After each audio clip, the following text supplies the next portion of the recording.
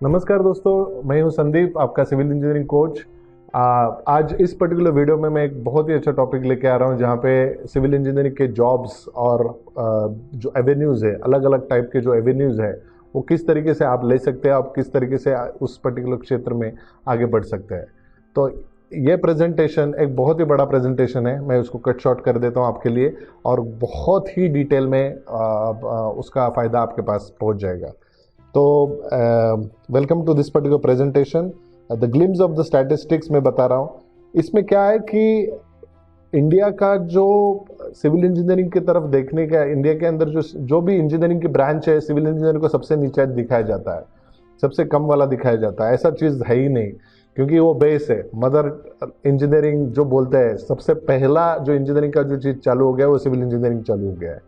तो सबसे पहले जाते हैं कि जो इंडिया की जो पॉपुलेशन है वो चाइना से बीट हो रही है 2027 में। और इंडिया और चाइना, ये दोनों की पॉपुलेशन आप देखेंगे तो approximately in the range of 36 to 37% के अंदर आ जाएगा ये चीज़। उसके लिए मैं आपको एक स्लाइड दिखाना चाहता हूँ जिसमें आपको पता चलेगा। ये स्लाइड है और ये वेबसाइट है जो वर्ल्ड का जो पॉपुलेशन कंट्री के हिसाब से वो रजिस्टर करती है। तो ये इंडियन पॉपुलेशन जो है, आप देखेंगे कि एवरी पर्टिकुलर 1 या 2 सेकंड के अंदर एक्चुअली एक आदमी का जन्म हो रहा है। It is not only the birth calculation, it is birth minus the death calculation. Okay, जो जहाँ पे भी किसी को अगर सपोज किसी के घर में जब बच्चा पैदा हो गया तो वो एक्चुअली रजिस्टर अब उस म्यूनसिपैलिटी में रजिस्ट्री करता है और जो सेंट्रलाइज डाटा गवर्नमेंट के पास जाता है, जो इस वेबसाइट के ऊपर दिखाया जाता है। और डेथ सर्टिफिकेट के बाद भी वो डाटा एक्यूमुलेट, यानी प्लस एंड माइनस करके वो फाइनल कितना डाटा है इंडिया की आज की इस सेकंड की पॉपुलेशन कितनी है वो यहाँ पे दिखाई देती है। ये है पॉपुलेशन ग्राफ एक्चुअली, जहाँ पे आप देखेंगे कि एवरी 1 सेकंड में या 2 सेकंड में कोई भी आदमी जन्म ले रहा है, यानी बढ़ रहा है। तो 137 करोड़ ये आज की पॉपुलेशन, यानी इतनी सारी पॉपुलेशन आज इस पर्टिकुलर मोमेंट की है। नीचे की तरफ जाएंगे तो ये इंडियन पॉपुलेशन ग्रोथ रेट है। यानी आप देखेंगे कि 1980 या 1987 वगैरह इस रेंज में सबसे टॉप लेवल पे पॉपुलेशन ग्रोथ बढ़ रही थी। देखो, हर एक कोई बंदा जब जन्म लेता है उसको चाहिए मोबाइल फ़ोन, उसको चाहिए लैपटॉप, उसको चाहिए सारी फैसिलिटीज़, घर भी चाहिए उसको, सारे रोड्स की, बाकी की इंफ्रास्ट्रक्चर की फैसिलिटीज़ तो चाहिए रहती है। तो आप देखेंगे कि भारत में, अपने देश में ये जो अभी रिसेशन ये वो सब बोल रहा है, ये मेरे हिसाब से तो नहीं होना चाहिए। क्योंकि आप देखेंगे कि हर एक आदमी के पास, अगर आपके कॉलेज के अंदर जो भी 60-70 या कितने भी लोग रहेंगे आपके क्लास में, हर एक को 60 फ्लैट्स की जरूरत तो आज की डेट पे ही है। आप देखेंगे कि सिविल इंजीनियर्स के पास ही खुद के घर नहीं है। हाँ, आपका पेरेंट्स का घर है जो आपका नहीं है, लेकिन अब मैं आपको बता देता हूं कि आपका खुद का घर आपके नाम पे के ऊपर है तो ही आपका वो घर है। आप उस हिसाब से देखेंगे कि न्यूक्लियर फैमिलीज हो चुकी है। लेट्स बी रियल, पहले जनरेशन्स के अंदर actually combined family, joint family जिसको बोलते थे, वो रहती थी। लेकिन अभी काफ़ी सारी जगह पे न्यूक्लियर फैमिलीज है, तो number of requirements are comparatively quite more. So definitely actually housing sector में या काफ़ी सारे सेक्टर में अपॉर्चुनिटीज़ यहाँ पे भी आपको दिखाई देगी। नेक्स्ट थिंग इज, नैस्कॉम का सर्वे 2011 में जो किया था कि 17% of the engineering graduates actually in the country are only these many out of 100 people, 100 जो इंजीनियर्स है उसमें से 17 इंजीनियर्स ही एम्प्लॉयबल है। ये सर्वे निकाला था 2011 में। उसके बाद में भी काफ़ी सारे सर्वे निकले थे, लेकिन आंकड़ा कुछ कम नहीं हुआ और उससे ज़्यादा ही, आई मीन लाइक 2011 के बाद भी सर्वे हुआ है, लेकिन जो परिस्थिति है वो चेंज नहीं हुई है। ठीक है, तो this particular signal is basically between the industry and the technical education system. Industry यहाँ पे है और technical education यहाँ पे है। टेक्निकल एजुकेशन का धंधा बन चुका है, आपको भी मालूम है। आप देख लीजिए, कोई भी स्कूल के अंदर, कॉलेजेस के अंदर या इंजीनियरिंग कॉलेज है, जो भी है एक्चुअली बहुत सारे यानी कॉरपोरेट्स या पॉलिटिकल इन्फ्लुएंस के साथ बनाए गए, जिसमें विद्या का जो दान होता था बहुत पहले, जो नालंदा तक्षशिला के अंदर एक्चुअली उसका कई, आई मीन लाइक उसका 1% भी नहीं बचा हुआ है। आई मीन आप if you go to the college you can really smell that kind of thing. Unfortunately it is, but it is that's the reality. ये दूसरा एक सर्वे है कि नेशनल एम्प्लॉयबिलिटी इंडेक्स का, कि 80% of the more than 80% of the students who pass out from the engineering schools or the colleges actually in 2015 did not get the competencies required by the industry। यानी ये क्या है कि 80%, ये national employability report बता रहा है, ये कोई सामान्य रिपोर्ट नहीं है, ये काफ़ी अच्छा रिपोर्ट है जिसमें यानी प्रेस्टिजियस रिपोर्ट है। 80% जो स्टूडेंट्स है उसमें से यानी 80% लोग जो है उनको यानी कॉम्पिटिटिवनेस ही मालूम नहीं है। जैसे सिविल इंजीनियर है, घर बनाने को नहीं आ रहा है, कंप्यूटर इंजीनियर है, कंप्यूटर के अंदर की जो प्रॉब्लम्स है वो सॉल्व करने को नहीं आ रहे, प्रोग्राम लिख रहा है लेकिन प्रोग्रामिंग करना आता नहीं है। तो मैकेनिकल इंजीनियर है लेकिन गाड़ी खोल के उसका कार्बोरेटर ठीक करने को नहीं आता है। तो ये जो प्रॉब्लम्स है एक्चुअली ये रियल प्रॉब्लम्स हैं। उसको फिर मैकेनिकल इंजीनियर को कार्बोरेटर ठीक करने के लिए मैकेनिक के पास जाना पड़ता है। ये आज की डेट में ये प्रॉब्लम है। हिंदुस्तान टाइम्स भी ऐसी कुछ चीज़ें बोल रहा है, और टाइम ये जो इंडियन एक्सप्रेस का रिपोर्ट है एक्चुअली वो भी काफ़ी सारे 83 colleges have requested for closure ऐसे बोल रहा है। इन्होंने काफ़ी सारे जो कॉलेजेस जो बिजनेस बन चुके थे, धंधा बन चुके थे, एक्चुअली वो क्लोज की कगार पे भी है। तो ये एक्चुअली सर्वे के अंदर आ रहा है। तो अच्छे कॉलेजेस के पास ही, अगर आपको सच में अगर एडमिशन लेना है तो अच्छे कॉलेजेस के पास ही जाइए जहाँ पे आपका करियर अच्छी तरीके से बन सकता है। या अगर सपोज खुदा न खास्ता आपको अगर लोअर ग्रेड के अंदर, अगर कैटेगरीज के अंदर आपका कॉलेज के अंदर आपका एडमिशन हुआ है और आप अभी पढ़ रहे हो, तो मेक श्योर कि आपका स्किल डेवलपमेंट आप बीटेक होने से पहले ही आपके पास रहना चाहिए। ये बहुत ज़्यादा ज़रूरी है, नहीं तो 4-5 साल ऐसे ही हुर्र करके निकल जाएंगे। ठीक है। India needs skilled civil engineers for booming construction industry. ये बहुत ही बड़ा रिपोर्ट बनाया गया है। जो कंस्ट्रक्शन इंडस्ट्री है ये बहुत ही बड़ी लार्जेस्ट एम्प्लॉय जनरेट करने की इंडस्ट्री बनेगी 2022 तक। ये रिपोर्ट एक्चुअली इंडियन एक्सप्रेस ने बनाया था काफ़ी सारे जर्नल्स के बाद, यानी रिव्यूज़ के बाद या सर्वेज के बाद।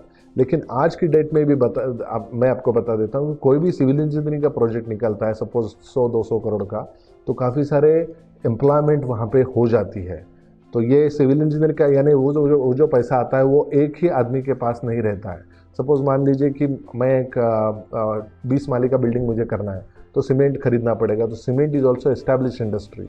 तो वहाँ पे सीमेंट मैन्युफैक्चरिंग में जो लोग हैं उनको वो सैलरीज, उनको बेनिफिट हो जाता है। स्टील इंडस्ट्री है, पेंट इंडस्ट्री है, काफ़ी सारी इंडस्ट्रीज़ रहती है, फर्नीचर की इंडस्ट्रीज़ है, काफ़ी सारी इंडस्ट्रीज़ में वो पैसा जाता है। ठीक है। तो कंस्ट्रक्शन ये एक ऐसा चीज़ है कि जिसके अंदर पैसा डालेंगे, गवर्नमेंट अगर पैसा दे देती है तो वो परकोलेट बहुत नीचे लेबर लेवल तक चला जाता है।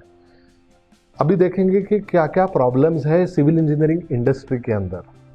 अब देखेंगे कि काफ़ी सारे बिल्डिंग्स जो कंस्ट्रक्शन जो हुए हैं तो अच्छी स्टैंडर्ड से बनाए नहीं जाते हैं, उन्हें किसी भी ठेकेदार को लिए जाते हैं और उसके बाद में ये हालत हो जाती है। ठीक है। Lack of the proper correspondence to the code standards, lack of awareness, repairs, rehabilitation, retrofitting procedures, इसकी वजह से भी काफ़ी सारे प्रोजेक्ट्स के अंदर बहुत सारे प्रॉब्लम्स आती हैं। प्रोजेक्ट रुकते हैं, पैसा अटकता है, आदमी लोग मरते हैं, सब बहुत कुछ होता है। सेफ्टी अगर नहीं है तो फिर भी उधर भी काफ़ी सारे प्रॉब्लम्स आती है। तो ये भी कुछ कंस्ट्रक्शन फेल्यूर्स अपने को दिखाई देती है। Next is actually construction waste. CND waste एक बहुत ही बड़ा एवेन्यू है सिविल इंजीनियर्स के पास। सपोज मान लीजिए दिल्ली सिटी है या मुंबई है या बैंगलोर है या कोई भी बड़ी सिटी है, आप देख लेंगे उसको डिमोलिश करके वापस कंस्ट्रक्ट करना है। देखिए construction life is very important. आप अगर आज के डेट में घर कंस्ट्रक्ट करते हैं तो उसकी लाइफ कितनी है, बहुत इंपॉर्टेंट चीज़ है। अगर उसकी लाइफ अगर आपको लगती है कि 40-50 ईयर्स उतनी लाइफ है, तो 40-50 ईयर के बाद उसको तोड़ना पड़ेगा, वापस दूसरा कोई बिल्डिंग मकान चलेगा। तो 50 साल की अगर कंस्ट्रक्शन लाइफ है, मान लीजिए अगर बैंगलोर सिटी पूरी डिमोलिश करके वापस बनानी है 50 साल में, आज ये एक बिल्डिंग, कल वो परसों के दिन ऐसे करके 50 साल में तो सारी बिल्डिंग टूटेगी और वापस बनाएंगे। तो बिल्डिंग तोड़ने के बाद डालेंगे किधर? वो जो डेब्रीज आता है वो डालेंगे किधर? काफ़ी सारे लेक वैसे भी गए हैं, लेक के अंदर डेब्रिस डालते हैं, रात को 2 बजे 3 बजे ब्राइबिंग हो जाता है, ये हो जाता है कि यानी काफ़ी सारी चीज़ें आपको मालूम भी रहेगी। तो उसमें कंस्ट्रक्शन जो डिमोलिशन जो सीएनडी वेस्ट है उसकी तरफ ध्यान ही नहीं गया है गवर्नमेंट का। ठीक है, यानी किचन का वेस्ट है उसकी तरफ ध्यान अभी अभी गया है कि आप जो ड्राई जो कचरा है वो अलग रखो और वेट जो कचरा है उसको अलग रखो। लेकिन सीएनडी वेस्ट के लिए तो कोई कोई है ही नहीं, कोई लॉ ही नहीं है अनफॉर्चुनेटली। तो उसकी तरफ भी देखने की बहुत ज़रूरत है। सिविल इंजीनियर्स यानी ऐसा नहीं कि कंस्ट्रक्शन कंस्ट्रक्ट ही करना है, डिमोलिशन टेक्निक्स उसका रीयूज कैसे करें उसकी तरफ से, यानी कचरे के अंदर से भी आप कुछ क्वालिटी मटेरियल निकाल के यानी रोड्स के अंदर काफ़ी चीज़ों के अंदर आप यूज़ कर सकते हो। और यानी एक प्रकार के देश की सेवा ही बोल सकते हो, क्योंकि ये सारा इतना बड़ा वेस्ट कहाँ पे जाएगा। मुंबई के अंदर भी देखिए, मुंबई है, दिल्ली है, काफ़ी सारी जगह पे बहुत ही बड़ा ये कचरा कंस्ट्रक्शन वेस्ट जो कचरा है वो निकलता है, वो कहाँ पे डालेंगे, वो बहुत बड़ी समस्या है आज के डेट में। जियो टेक्निकल स्टडीज ये बैंगलोर सिटीज़ सॉरी ये सूरत सिटीज़ में हम लोगों ने देखा है एक्चुअली, जो बहुत बड़ी बाढ़ आई थी उसकी वजह से ये 4 माले की बिल्डिंग कंस्ट्रक्ट हो चुकी है ऑलरेडी, और नीचे की उसकी ज़मीन ही पूरी आई मीन पानी की बहाव की वजह से उससे अंदर के नीचे से खिसक गई। तो क्या करेंगे, 4 माले की बिल्डिंग कंस्ट्रक्ट हो चुकी है, उसके ऊपर भी 4-5 माले का कंस्ट्रक्शन और भी करना है, क्या करेंगे अभी ऐसे सिचुएशन में। तो जो भी डेवलपर बिल्डर है उसको तो सुसाइडल सिचुएशन पे ही रहेगा। लेकिन अगर सपोज नदी के इतने नज़दीक भैया अगर आप कंस्ट्रक्शन कर रहे हो तो क्या क्या प्रिकॉशनरी मेजर्स आपको लेने हैं। अगर वो प्रिकॉशनरी मेजर्स जैसे रिटेनिंग वॉल है या जो भी आपका पाइल फाउंडेशन है ऐसे कुछ अगर किए रहते थे तो ये प्रॉब्लम्स आती नहीं थी। तो जो रिस्क मैनेजमेंट जो चीज़ है, जो अगर अनफॉर्चुनेटली सिविल इंजीनियर्स देखता नहीं है जो देखना चाहिए। ठीक है, दूसरा और एक चीज़ है कि ये वाटर मैनेजमेंट और वाटर रिसोर्स और इंजीनियरिंग जो है, इसके अंदर ये स्लाइड के अंदर आप देखेंगे कि ऊपरी तरफ आप देखेंगे कोई भी इंडिया का कोई भी जगह except Karnataka and some place of the Rajasthan and Madhya Pradesh, वो छोड़ के कोई भी एरिया ऐसा नहीं है कि जो अर्थक्वेक के जोन में या सुनामी के अंदर चपेटों में या फ्लड के अंदर ऐसा हुआ नहीं है। काफ़ी जगह पे एक्चुअली बाढ़ आ चुकी है।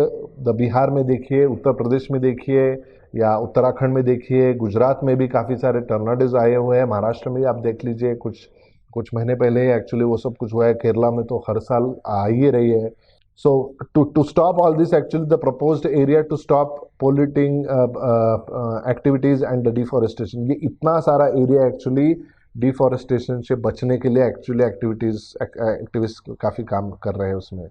ये देखिए यहाँ पे देखेंगे ये सारा ये जो एरिया है वो मिलियंस ऑफ हेक्टर एरिया है जो बाढ़ के चपेटों में आया हुआ है। उत्तराखंड में देखिए या उत्तर प्रदेश में देख लीजिए, हरियाणा में, राजस्थान में, गुजरात में, काफ़ी सारे जगह पे ये मिलियंस ऑफ हेक्टर एरिया बाढ़ के चपेट में। ये उत्तराखंड और उस तरफ एक्चुअली झारखंड देखिए या आप देख लीजिए इधर वेस्ट बंगाल की तरफ एक्चुअली जहाँ पे गंगा रिवर ब्रह्मपुत्रा का जो संगम है उधर भी काफ़ी जगह पे एक्चुअली वो बाढ़ के चपेटों में आया हुआ है। आप देखेंगे यहाँ पे कि काफ़ी सारे too much of water actually you can see that कि काफ़ी सारी जगह पे बहुत बड़ी बाढ़ आई हुई है, नहीं तो पानी नहीं है। तो ये पर्टिकुलर चीज़ कहाँ पे आती है, अनफॉर्चुनेटली ये आती है इरिगेशन इंजीनियरिंग में। इरिगेशन इंजीनियरिंग में काफ़ी यानी खाबोगिरी चल रही है, पैसा खाओ, इतना पैसा भैया डकार कहाँ पे मारोगे, इतना पैसा खाते हैं लोग बाय गॉड एक्चुअली, लेकिन काम कुछ भी नहीं हो रहा है। वाटर इंजीनियरिंग, वाटर रिसोर्स, देखिए आपके बॉडी में अगर सपोज ऐसा कुछ प्रॉब्लम है, सपोज मान लीजिए माइल्ड हार्ट अटैक आ गया, तो डॉक्टर ये बोलता है कि ये चीज़ करो, ये चीज़ मत करो, क्योंकि वापस आ सकता है। सिविल इंजीनियरिंग भाषा में उसको बोलते हैं रिटर्न पीरियड। ठीक है, एक बार हुआ वापस आ सकता है, कब आएगा मालूम नहीं, लेकिन आएगा जरूर। ठीक है, लेकिन ये बाढ़ के अंदर या पूरा पानी है ही नहीं है एक्चुअली, उस चीज़ के अंदर कुछ काम हो ही नहीं रहा है।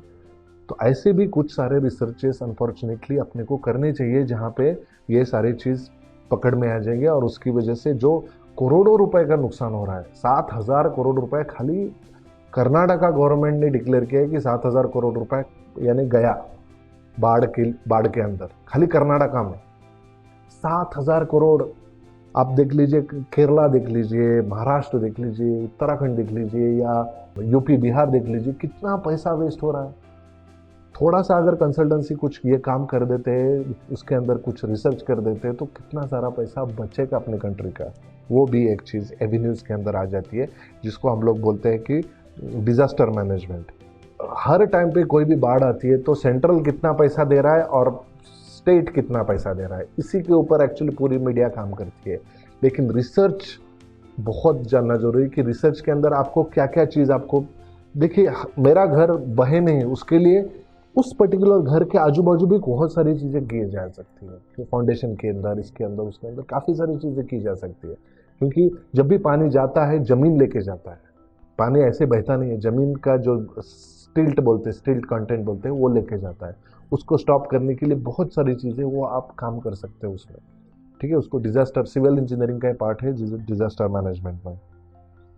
तो ये पहले वाला ये चीज़ आप स्लाइड देख लीजिए, जहाँ पे काफ़ी सारा पानी है, यहाँ पे स्लाइड देख लीजिए, पानी ही नहीं है, ठीक है। तो इंडिया के अंदर आप देख लीजिए, approximately 19.33%, actually just 10 countries account for 60% of the world's population without access of the clean water. Clean water यहाँ पे है नहीं, बहुत सारी जगह पे एक्चुअली पानी नहीं है, क्लीन की तो बात ही छोड़ दीजिए, ठीक है। ट्रांसपोर्टेशन इंजीनियरिंग नेक्स्ट टॉपिक है, जो ट्रांसपोर्टेशन इंजीनियरिंग। ये कुछ तस्वीरें आपके सामने, आप जब भी ड्राइव कर रहे होंगे वहाँ पे भी आपने देखा रहेगा, बहुत ही ट्रैफिक जाम है। पॉपुलेशन बढ़ेगा तो ऑटोमेटिकली इंफ्रास्ट्रक्चर के ऊपर जोर बढ़ेगा, प्रेशर आएगा। लेकिन जो बढ़ती हुई जो आबादी है, उसके हिसाब से इंफ्रास्ट्रक्चर बनाए सोचा ही नहीं है कि अगले 5 साल में कितना पॉपुलेशन होगा।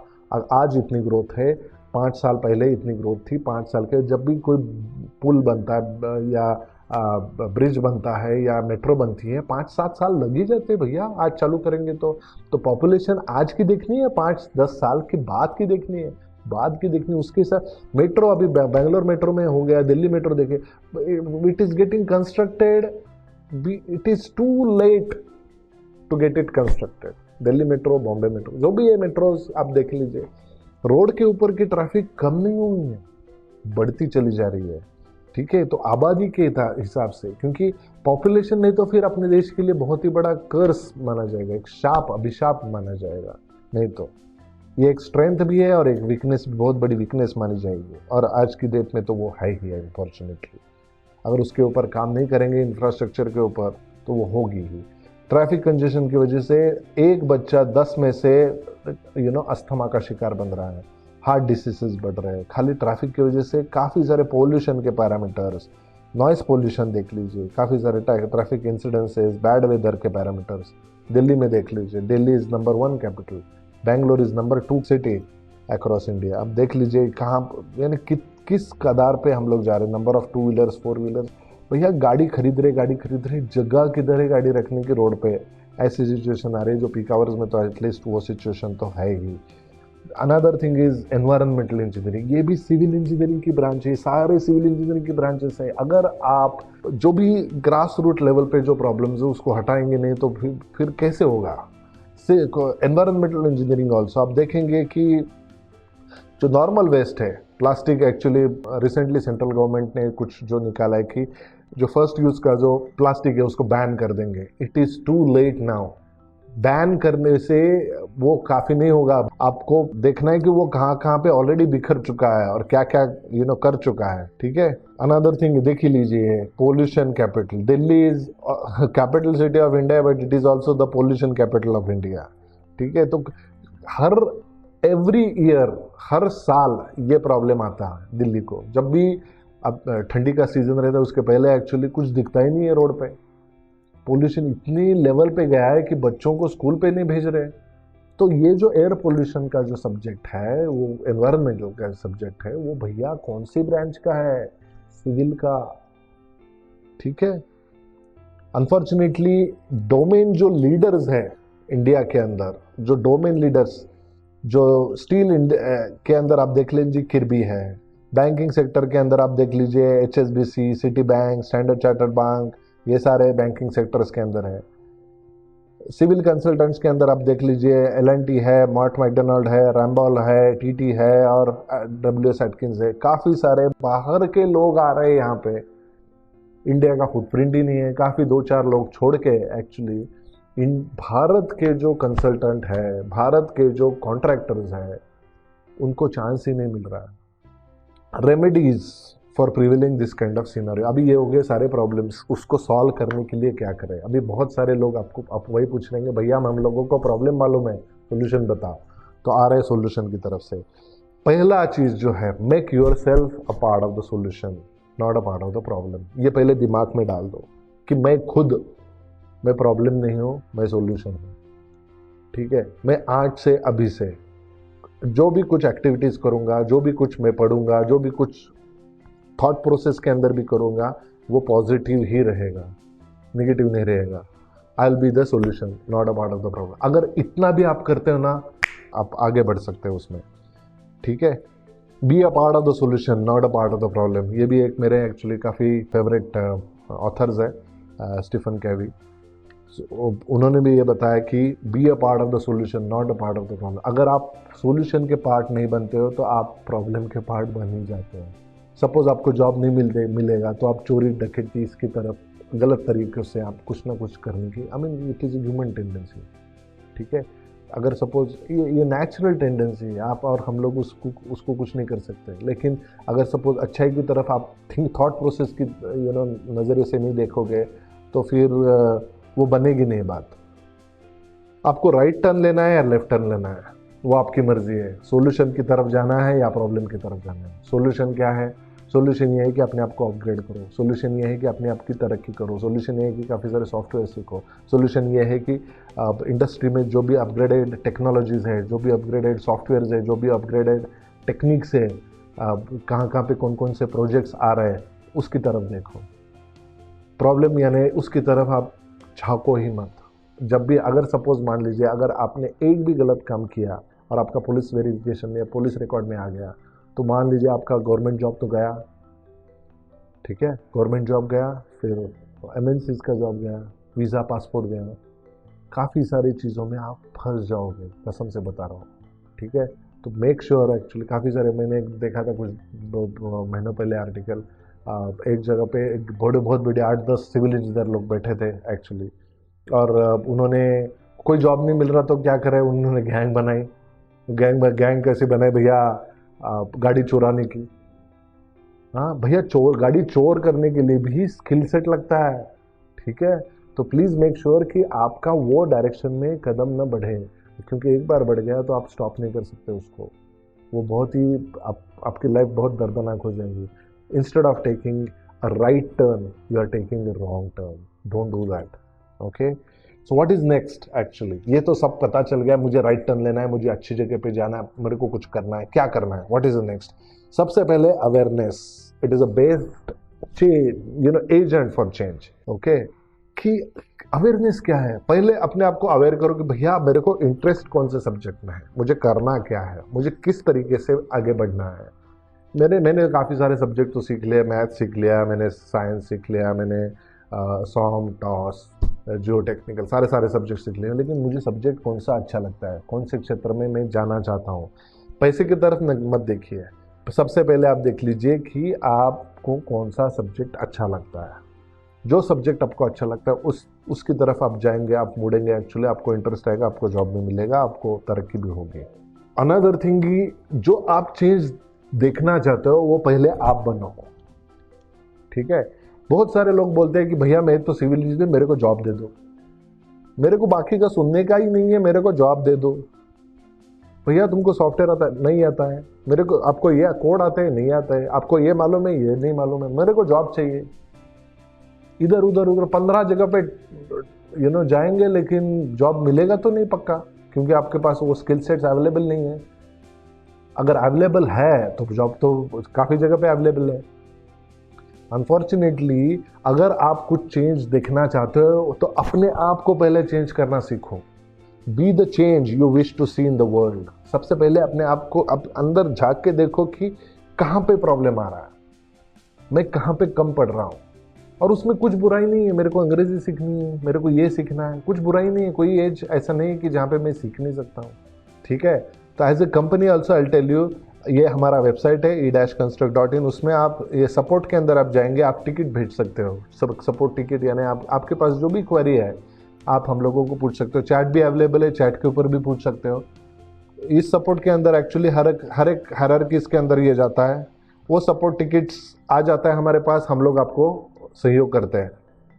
दूसरा ये है कि वेंसडे के अंदर हम लोग एक वीडियो दे देते हैं आपको, एक वेबिनार दे देते हैं, जैसे आज आप ये वीडियो देख रहे हो। ठीक है, तो ये वेबिनार के जरिए भी आपको जस्ट आप लोगों को सब्सक्राइब करना है। आपकी जो भी सिविल इंजीनियर है सारे लोगों को आज ही व्हाट्सअप करके बता दीजिए ये चैनल के ऊपर सब्सक्राइब करो। कुछ ना कुछ उसका अच्छा होगा, बुरा नहीं होगा। सच में हम लोग जो कंटेंट डाला है ना, वो शायद ही किसी के पास रहेगा। ठीक है, तो ये सिविल इंजीनियरिंग का जो ग्रुप है, हम लोगों ने जो इंजीनियरिंग का जो ग्रुप है उसके अंदर ये बनाया कि आपको अगर सपोज डिजाइनिंग की तरफ जाना है, एग्जीक्यूशन की तरफ जाना है, तो जहाँ पे भी आपको जाना है कि क्या क्या स्किल सेट्स लेंगे, क्या क्या सॉफ्टवेयर लेंगे, उसका बहुत ही क्रिस्पी वे में एकदम, यानी आप उसको पकड़ सकते हो, आप उसको ले सकते हो, उस वे में बताया गया है। आप बोलेंगे अब बहुत हो गया, व्हाट आई कैन डू, अभी मैं क्या करूं, ऐसे आप बोलेंगे कि अभी मेरे को सब समझ में आ गया, अभी मेरे को क्या करना है। सबसे पहले एक एटीट्यूड चेंज करना, यह बहुत बड़ा इंपॉर्टेंट चीज है। एटीट्यूड जो है ना, वो आपको ड्राइविंग फोर्स है। आपका एटीट्यूड यानी कि आप काफी सारे लोग देखेंगे एक नजरिया रहता है, मैं कौन हूं, मैं क्या करना चाहता हूं। एटीट्यूड एक बहुत, इसके ऊपर भी मैं बाद में वीडियो बनाऊंगा, लेकिन सबसे पहले देखते हैं एटीट्यूड चेंजेस में होता क्या है। एटीट्यूड यानी एक कैश क्वाड्रेंट है, जो कुछ एक आध वीडियो में मैंने समझाया था। Cash quadrant, KASH, cash quadrant, CASH वाला, वो कैश वाला नहीं, KASH। नॉलेज के बाद आता है स्किल्स, स्किल्स के बाद आता है हैबिट, हैबिट के बाद आता है एटीट्यूड। नॉलेज यानी क्या है, जैसे मैंने कुछ जगह पे कुछ वीडियोस में मैंने ड्राइविंग का एग्जांपल दिया है कि आपको मालूम है कि किस तरीके से ड्राइविंग आप चलाते हैं। इसका ये मतलब ये नहीं है कि आपको गाड़ी चलानी आती है। मैं वापस रिपीट करूंगा, ध्यान से समझ लेना इस चीज़ को। आपको मालूम है कि ड्राइविंग कैसे करते हैं, इसका ये मतलब नहीं है आपको ड्राइविंग चलानी आती है। एक होता है नॉलेज, दूसरा होता है स्किल। ठीक है, नॉलेज के साथ अगर स्किल नहीं है तो नॉलेज इवेपोरेट हो जाता है, निकल जाता है। जैसे M1 गया, M2 गया, M3 गया ना। आज अगर M3 का पेपर आपके सामने रखूंगा, 1 मार्क भी नहीं मिलेगा, कसम से, मुझे भी नहीं मिलेगा, कसम से, झूठ नहीं बोल रहा हूं मैं। क्योंकि क्या, वो नॉलेज जो है वो स्किल में आया नहीं, यूज ही नहीं कर रहे हैं, इवेपोरेट हो गया। जो नॉलेज है स्किल्स के अंदर पनपा ही नीचे गया ही नहीं, ये पनपने की चीज है। कैसे पनपता है, प्रैक्टिस करना पड़ता है। Next is habits. अगर सपोज मुझे ड्राइविंग लाइसेंस आ गया, चेंज हो, ये सब कुछ हो गया, सब कुछ मेरी जेब में है, यानी काफ़ी सारे चीज़ मेरे को पता चल गई, मेरे को ड्राइविंग चलाना आया भी, लेकिन मैंने ड्राइविंग चलाई नहीं। 10 साल तक मान लीजिए मैंने ड्राइविंग की ही नहीं। 10 साल के बाद मैं ड्राइविंग सीट पे बैठ पाऊंगा? अरे नहीं यार, मैंने 10 साल हाथ ही नहीं लगाया उसको। तो आपको नॉलेज है, आपके पास स्किल था, लेकिन हैबिट न होने से दोनों इवेपोरेट हो गया, निकल गया। ठीक है, वो एक हैबिट क्वाड्रेंट। हैबिट के बाद आता है एटीट्यूड कि मैं ड्राइवर हूं, मैं साइंटिस्ट हूं, मैं सिविल इंजीनियर हूं, मैं स्ट्रक्चरल इंजीनियर हूं, मैं प्रोजेक्ट मैनेजर हूं। एटीट्यूड बहुत सारी जगह पे, हम लोग कई सारे कॉलेजेस में गए, 15-15 लाख 20-20 लाख रुपए फी देते हैं साल भर की। ऐसे कॉलेजेस में प्रोजेक्ट मैनेजमेंट है, कंस्ट्रक्शन मैनेजमेंट है, ऐसे कॉलेजेस में गया, डायरेक्टली एटीट्यूड सिंह निकल के आया। डायरेक्टली एटीट्यूड कि मैं ये हूं, मैं वो हूं। भैया तुमको नॉलेज नहीं है, तुमको स्किल नहीं है, तुम्हारे पास एक्चुअली काफ़ी सारे अच्छे हैबिट्स नहीं है, यानी जो आप कुछ काम कर रहे हो, आपको नॉलेज जो है वो आप कर रहे हो क्या? नहीं, कुछ नहीं है, डायरेक्टली एटीट्यूड। यानी इतने छोटे प्रोजेक्ट के लिए मैं नहीं आता हूँ, जाओ, मेरे को तो एकदम 50 माले का बिल्डिंग चाहिए, उसका ही मैं प्रोजेक्ट मैनेज करूंगा। भैया तुमको विला डिजाइन करने का मालूम नहीं है, विला कंस्ट्रक्शन करने का मालूम नहीं है। M20 ग्रेड ऑफ कंक्रीट है, 1 मीटर क्यूबिक मीटर कंक्रीट है, उसमें भैया पानी कितना मिक्स करे वो भी नॉलेज नहीं है, और डायरेक्टली प्रोजेक्ट मैनेजर कैसे दिखेगा? समझ में आया? यानी कोई भी सड़क छाक बंदा है उसको प्राइम मिनिस्टर का पोस्ट दे दिया, ऐसा हो जाएगा वो सजेगा नहीं उसके ऊपर। समझ में आया ना? तो ये जो चीज़ है, एटीट्यूड जो है ना, वो शोभा देता है उसी आदमी के पास जिसके पास ये बाकी के 3 पिलर्स हैं। ठीक है? तो knowledge, skills, habits and attitude. हम लोग हमारे ऑफिस में जो भी लोग आते हैं, एडमिशन लेते हैं, सीखने के लिए आते हैं, ये चारों क्वाड्रेंट ऐसे भर भर के भेज देते हैं, भैया डायनामाइट बन जाता है। जहाँ पे भी जाता है आदमी काम करके आ जाता है। डायरेक्टली एटीट्यूड नहीं, नॉलेज के साथ, स्किल्स के साथ, हैबिट के साथ। फिर बाद में एटीट्यूड दिखाता ही है, मेरे को इतनी सैलरी चाहिए तब भी मैं आऊँगा, और वो शोभा देती है। ठीक है? ये दलाई लामा इन्होंने भी बहुत अच्छा बताया, our prime purpose of life is to help others. बहुत सारी जगह पे है सिविल इंजीनियर, मैं स्ट्रक्चरल इंजीनियर बन चुका हूँ, सीनियर स्ट्रक्चरल इंजीनियर। मैं तुमको क्यों सिखाऊं, मैंने भी बहुत सारे पापड़ बेले, तुम भी पेड़ो। तो ये हेल्पिंग एटीट्यूड है ही नहीं, एक दूसरे को हेल्प करने का एटीट्यूड नहीं है जो करनी चाहिए। I can, I will and I must, ये इंस्टिंक्ट होना चाहिए। इंस्टिंक्ट, अगर ये मेरे को नहीं मिला, कैसा नहीं मिलता है ये शब्द ही मालूम नहीं है, मिलना है, झपक पड़ना है, इंस्टिंक्टनेस चाहिए। ये कुछ जो स्वभाव के अंदर जो कुछ कैरेक्टर्स है, वो अगर आपके पास है ना, you will be unstoppable, believe me. आपको कोई रोकने वाला रहेगा नहीं वहां पे। तो अंदर दिमाग में झांक के देखो, I can, I will and I must do it. कैसे नहीं मिलता है? अरे जॉब क्या चीज है, फोड़ के आ जाएंगे।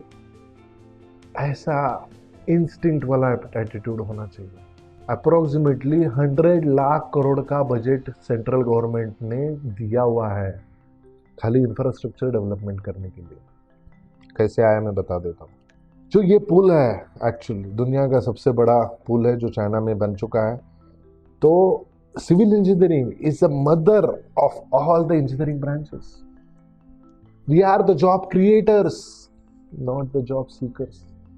हम लोग जॉब्स तैयार करते हैं, सीख नहीं करते, ढूंढने के लिए जाते नहीं। तो ये जो चीज है उसको पहले देख लो, समझ लो। सिविल इंजीनियरिंग का कर्व कैसा है, नेचर कैसा है। आप जॉब क्रिएट कर सकते हो, सीकर नहीं, डायरेक्टली एंटरप्रेन्योरशिप के अंदर भी जा सकते हो। उसके लिए क्या क्या लगता है वो भी हम लोग जनरली आपको दे देते हैं। ठीक है? तो सिविल इंजीनियरिंग मदर ब्रांच, सबसे पहली ब्रांच है ये। इलेक्ट्रिकल, मैकेनिकल, कंप्यूटर साइंस वो सब बाद में आया है। इलेक्ट्रिसिटी, पहले आदमी बंदर से इंसान कब बना? घर के अंदर, इसके अंदर लॉजिकल थिंकिंग में जाके उसके अंदर फिर क्लॉजेस वो निकाल के कैसे बनाना है, कैसे करना है, कोड्स बनेंगे, इंजीनियरिंग लाइन बन चुका है। सिविल सिविल सिविल बोलते हैं। सिविल क्या है भैया? एक होता है मिलिटेंट्स का लाइफ, ये इसका लाइफ, बाकी के सारे सिविलियंस होते हैं। जो भी इंजीनियरिंग लगता है ना उसको बोलते हैं सिविल इंजीनियरिंग। खाली बिल्डिंग बनाने का काम सिविल इंजीनियरिंग नहीं है। सारे जो सिविलियंस है ना, उनके प्रॉब्लम्स को सॉल्व करने का नाम सिविल इंजीनियरिंग है। ध्यान में रख देना भैया। अभी आप बोलेंगे I know nothing, I do not have money, how can I create jobs? न मेरे पास कुछ है, न मेरे पास कुछ पैसा है, अब मैं जॉब कैसे क्रिएट कर सकता हूँ? कहाँ पे मेरे को ऊपर चढ़ा रहे हो भैया? ऐसे भी आप पूछ सकते हो। अगर ये क्वेश्चन आपके दिमाग में है तो ये स्लाइड दिमाग में डाल दीजिए। When everything feels like an uphill struggle, just think of the view from the top. यानी एक मैक्रो लेवल पे आपको देखना है, टॉप लेवल पे आपको देखना है कि ये प्रॉब्लम को मैं किस तरीके से सॉल्व कर सकता हूँ। माइक्रो लेवल पे उलझना नहीं है। यानी आप टेरेस पे जाइए रात के टाइम पे, आसमान की तरफ आप तारे देख लीजिए, मेरे को क्या करना है, किस तरीके से आगे बढ़ना है। ऑटोमेटिकली एनर्जी आ जाएगी, ऑटोमेटिकली ऊपर वाला जो है ना आपके अंदर चेतना की, इसमें से आपको पता चलेगा कि करना क्या है, और उसको इग्नोर नहीं करना। वो उसका संदेश है, उसको इग्नोर नहीं करना है। समझ में आया? तो ये बहुत चीज़ इम्पोर्टेंट है कि मेरे पास कुछ भी नहीं है, ना मेरे पास कुछ है, ना मेरे पास पैसा है, ना मेरे पास, मैं फिर जॉब कैसे क्रिएट करूँ, और मेरे को जो जॉब चाहिए और ना मेरे पास कुछ है। आपके पास कुछ भी नहीं है ऐसा नहीं, आपके पास बहुत कुछ है, और जो भी कुछ है ना वो आपको चेतना देगा कि ये है, चलो आगे। सही है, ये बहुत बड़ी चीज़ है जो आपके अंदर होनी चाहिए। अपॉर्चुनिटीज ऑफ नायगरा फॉल्स है सिविल इंजीनियरिंग के अंदर। पूरा नायगरा फॉल्स कंस्ट्रक्शन इंडस्ट्री, कितने सारे लोगों के पास घर नहीं है। अरे जॉब ही नहीं तो घर कैसे पैदा करेंगे भैया, समझ में आ रहा है? तो घर चाहिए कि नहीं चाहिए, सच में अंदर जाके देखो। मेरे को घर नहीं चाहिए, मेरे बाप का घर है मेरा ही। अरे भैया, आप न्यूक्लियर फैमिलीज का वर्ल्ड है ये, उनको भी रहने के लिए जगह चाहिए। आपकी भी शादी हो जाएगी कुछ साल के बाद तो घर तो लगेगा। तो ये सारी चीज़ों आपको देखना है कि सारे जो इतने सारे इंजीनियर्स लोग बाहर निकल के आ रहे हैं, तो घर तो चाहिए, घर चाहिए, घर चाहिए, घर चाहिए, सारे लोग बोलते हैं, लेकिन उसको मीट कैसे करें अपॉर्चुनिटीज़ को। जो जैसे धीरू भाई अंबानी ने फोन निकाला था, एकदम कम पैसे में निकाला था, वैसे ही सिविल इंजीनियर्स के अंदर ऐसे रिवोल्यूशनरी चेंजेस होने चाहिए कि एकदम अफोर्डेबिलिटी, अफोर्डेबल हाउसिंग, कि आप अफोर्ड कर सकते हो, आप कितना पैसा दे सकते हो उस हिसाब से अवेलेबिलिटी है। तो ये जो बोलता हूँ मैं actually thesis Niagara, not only in housing sector, काफ़ी सारे सेक्टर्स के अंदर ये नायगरा फॉल्स है। कंस्ट्रक्शन के अंदर देखा हमने देखा कि ट्रांसपोर्टेशन के अंदर, एनवायरनमेंटल के अंदर, काफ़ी सारे जगह पे अपॉर्चुनिटीज़ का नायगरा फॉल्स लग चुका है कि इसके अंदर से आप किस तरीके से आपका काम करेंगे। तो ये है यूएसपी, क्या है, 100 lakh crore 1.4 trillion US dollars, कितना कमाएंगे आप। इसको एलोकेट किया गया है रियल एस्टेट इंफ्रास्ट्रक्चर के अंदर अगले 5 सालों में। ये खाली अर्बन सेक्टर्स में नहीं है, रूरल सेक्टर्स में भी है। रोड्स के ये जो विलेज रोड्स है उसके अंदर, या आप देखेंगे कि हाईवेज के अंदर, या आप देखेंगे कि पहले पब्लिक इंफ्रास्ट्रक्चर के अंदर, ये सारे इतने सारे फंड्स एलोकेट किए हुए हैं। Already it has been declared by the prime minister of India. समझ में आ रहा है? तो इतने सारे फंड्स अगर आ रहे हैं सिविल इंजीनियर्स के अंदर और जॉब नहीं है, कमाल की बात है भैया। नायगरा फॉल है ये। और ये कोई ऐसे झूठ, देखो कोई भी प्राइम मिनिस्टर ऐसे उटपटांग बात नहीं करता है, उसको जेन्युइनली एलोकेट करने पड़ते हैं funds. And as I know actually the current ministry is dedicated towards this. वो करके रहेगी, इससे ज़्यादा लगेंगे तो ज़्यादा भी करेगी। एंड बिलीव मी, ये होगा। और उसके अंदर आपका लाइफ कैसे रहेगा, उसके लिए आपको क्या क्या स्किल सेट चाहिए, वो भी बहुत ज़रूरी है। इसके लिए अपॉर्चुनिटीज़ ऑफ नायगरा फॉल्स जो सिविल इंजीनियरिंग में है, उसको देखने के लिए आपके पास जो मैंने बताया कि आप छत के ऊपर आप देख लीजिए, पहले तो आप सोच लीजिए कि आपके पास क्या है। इसको बोलते हैं मैक्रो लेवल, यानी बड़ा नज़रिया। बड़ा नज़रिए से आपको छोटा छोटा छोटा छोटा माइक्रो लेवल का प्रॉब्लम, छोटा सा छोटा जो आपके लाइफ में जो प्रॉब्लम है उसके सॉल्यूशन भी मिलते रहेंगे।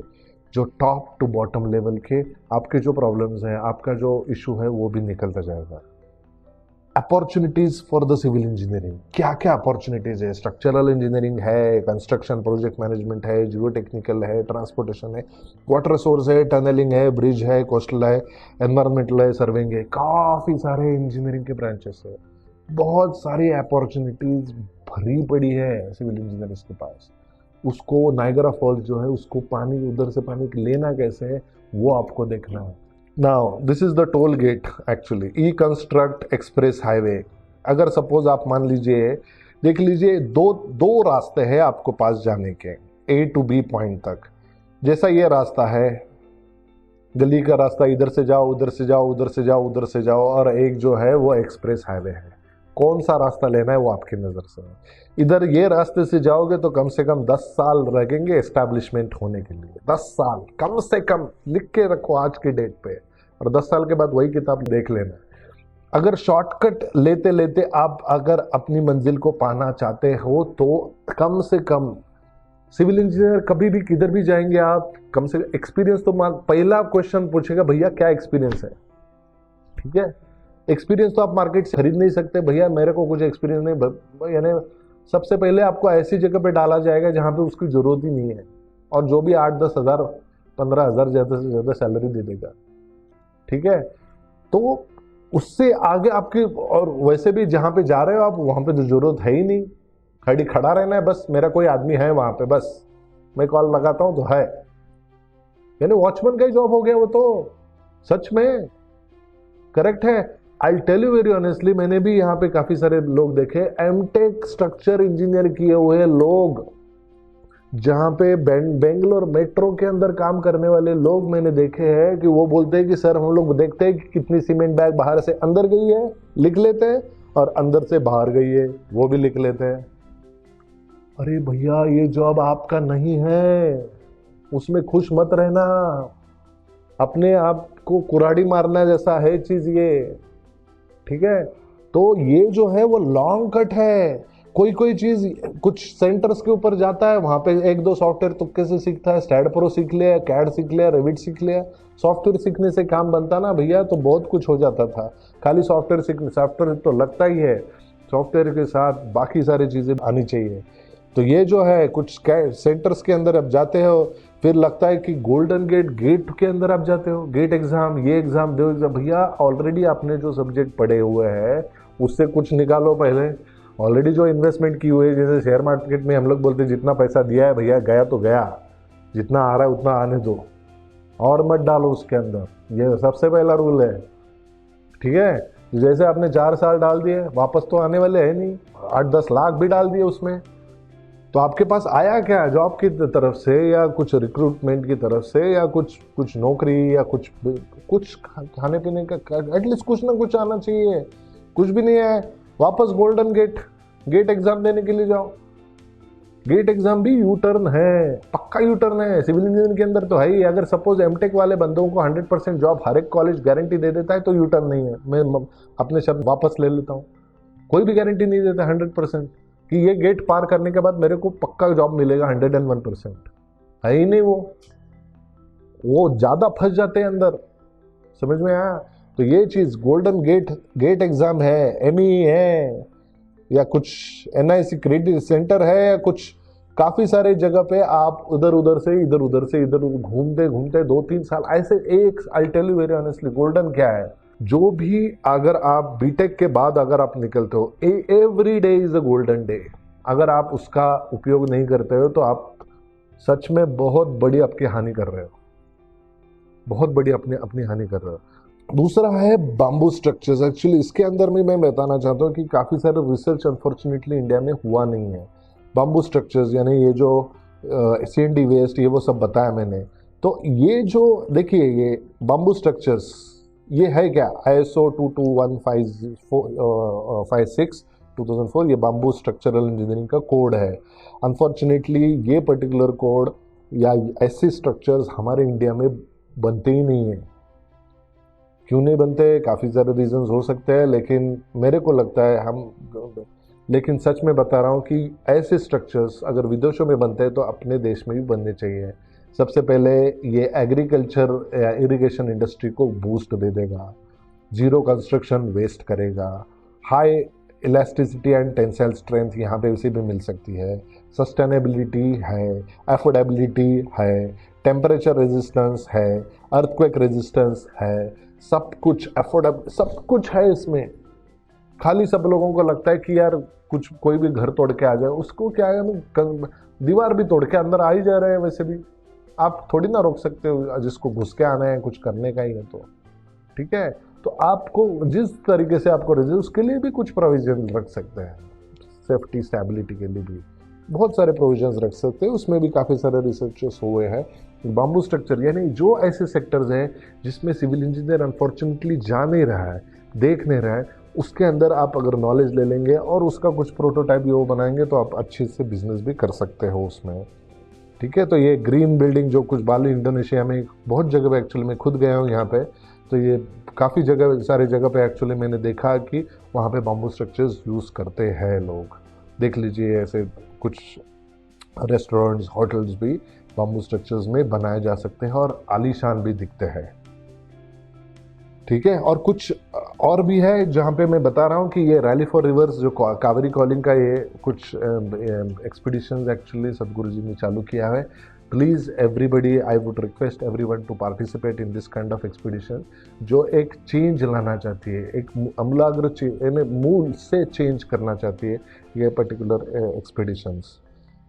ठीक है, तो skill sets required to meet the industrial requirement. तो ये क्या क्या स्किल सेट्स है, कई सारे सॉफ्टवेयर है एक्चुअली, फंडामेंटल प्रिंसिपल्स है। देखिए सॉफ्टवेयर स्किल्स भी लगते हैं, expertise in the live projects भी लगते हैं, fundamentals in the structure civil engineering भी लगते हैं, और करस्पॉन्डेंस कोड्स भी आपको आने चाहिए। तो ये शायद पहले भी एक किसी वीडियो में मैंने बताया था, लेकिन अभी शॉर्टली मैं बता देता हूँ कि अगर आपको ये की स्ट्रक्चर, ये इस पर्टिकुलर स्लाइड को ना आप अच्छे दिमाग में डाल दो। ये स्ट्रक्चरल इंजीनियरिंग का ये जो चीज़ है ना, सबसे बड़े ये 4 प्लेटफॉर्म है।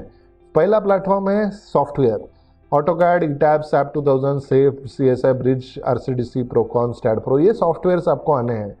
फिर इंडियन कोड्स है, इंटरनेशनल कोड्स है। इंडियन कोड्स खाली सीखेंगे फ़ायदा नहीं है, एक चीज़ भी इसमें से आप डिलीट नहीं कर सकते।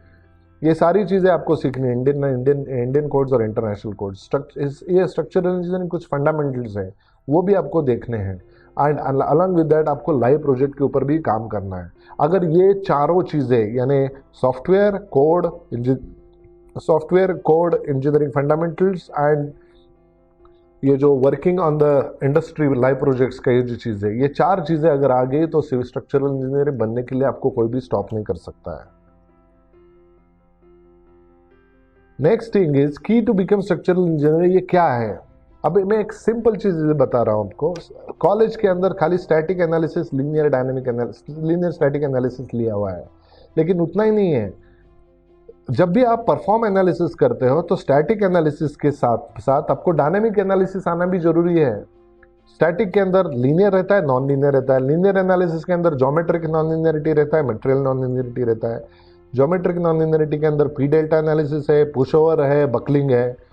मटेरियल नॉन लीनियरिटी के अंदर क्रीप है, श्रिंकेज है, मटेरियल स्ट्रेंथ है। इन सबको जो जो टिक किया हुआ है, इन सब चीज़ को पकड़ के जो आता है वो कंस्ट्रक्शन सीक्वेंस एनालिसिस है। इन दोनों को पकड़ के आता है पीबीडी, जो स्टैटिक वर्जन है परफॉर्मेंस बेस्ड डिजाइनिंग का। दूसरा है डायनेमिक एनालिसिस, उसमें भी लीनियर एनालिसिस आता है और दूसरा नॉन लीनियर एनालिसिस भी आता है। लीनियर एनालिसिस के अंदर है response spectrum, time history, vibration, model analysis. Response spectrum analysis and time history analysis का दोनों का एक पकड़ के और एक एनालिसिस आता है जिसको बोलते हैं synthetic earthquake. Time history analysis में भी आता है आपका direct integration, FNA, which is fast non linear analysis.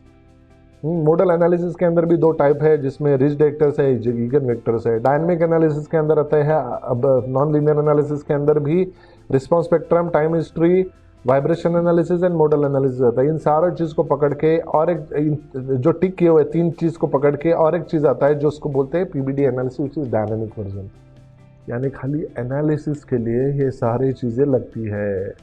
तो वो ये सारी चीज़ें लगती है इंडस्ट्री में, आप कुछ भी करो वो नहीं तो फिर काम बनेगा नहीं उसमें, इसके बिना। तो सॉफ्टवेयर यानी जो भी मैंने एनालिसिस बोला, ये सारे एनालिसिस उसमें आते हैं।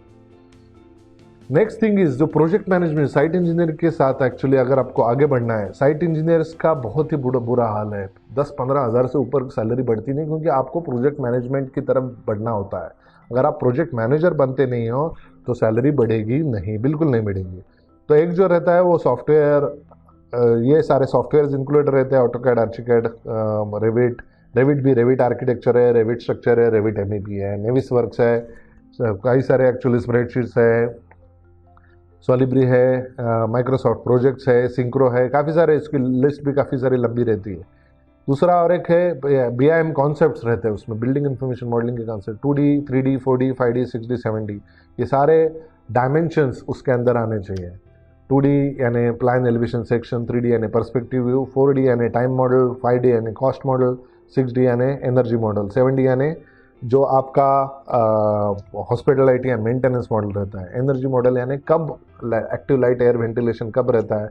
टाइम मॉडल, कॉस्ट मॉडल यानी प्लिंथ तक, फर्स्ट फ्लोर स्लैब तक कितना टाइम लगेगा, वो सारा चीज़ उसमें रहता है। तो ये BIM कॉन्सेप्ट्स ने, उसके बाद में रहता है project management concepts. Bar chart, critical path method, scheduling, monitoring, investment versus rate, ये सारे प्रोजेक्ट मैनेजमेंट के कॉन्सेप्ट्स आपको मालूम होने चाहिए और फिर आपको लाइव प्रोजेक्ट के ऊपर काम करना भी आना चाहिए।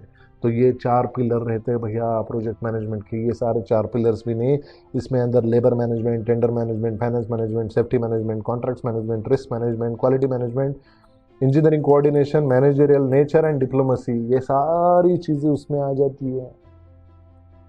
इस पर्टिकुलर स्लाइड को अगर आप रट लेते हो, खाली स्लाइड रटनी नहीं है, एक एक के ऊपर काम करना है। अगर उसमें अगर आपका प्रोफिशिएंसी है, प्रोजेक्ट मैनेजर, आज ही मैंने कुछ देर पहले बात की, 100 करोड़ के नीचे एक कंपनी है काम ही नहीं लेती, 150-180 करोड़ के प्रोजेक्ट का प्रोजेक्ट मैनेजर का सैलरी करोड़ों में रहता है। ठीक है, तो सच में ये सारी चीज़ें आपको देखनी है और आप कर भी सकते हो। Difference between the real preparation and interview preparation, कई सारे मैंने गूगल के ऊपर, यूट्यूब के ऊपर वीडियो देखे कि इस कंपनी में ये क्वेश्चन पूछे थे, इस कंपनी में ये क्वेश्चन पूछे थे। भैया क्या आपका दिमाग पागल हो गया है?